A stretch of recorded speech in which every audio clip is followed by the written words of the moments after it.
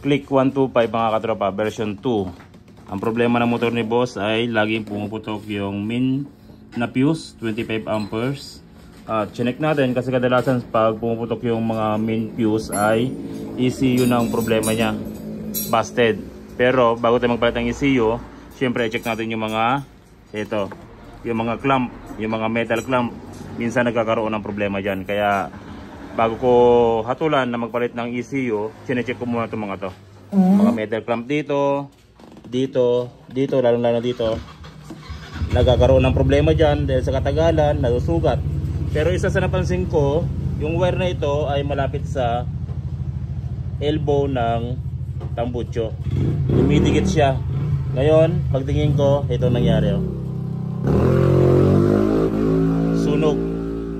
Sunog yung part ng wire ng stator. Siyempre kapag sumayad sa ground yung ating stator, maapektuhan yung ating ECU at puputok yung main fuse. Buti na lang hindi nasira yung ECU ni boss. Ito, sumayad sa tambucho. Siguro nung may ginawa sila sa motor na ito, hindi nila na iyan mabuti. Ang alam ko yung wire nito ay dito ata nakalagay. Pero bakit nasa labas na? Pero ang gagawin namin dito ay i-strap na lang pag ganito para hindi sumayad sa tambucho. Yun yung naging cause ng problema. Yan o. Sunog.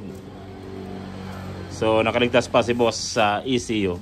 So yun ang gagawin nyo mga katropa. Pag pumuputok yung main fuse, 25 amperes, check muna lahat. Lang na yung mga metal clip. Nagkakaroon ng problema dyan. So bukod dito sa sunog, dahil dumidikit dito sa elbow ng ating tambucho, i-check pa natin, di ba? Itong ibang metal clip, baka mayroon pang problema.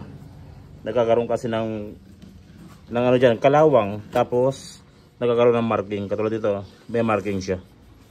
So yun lang.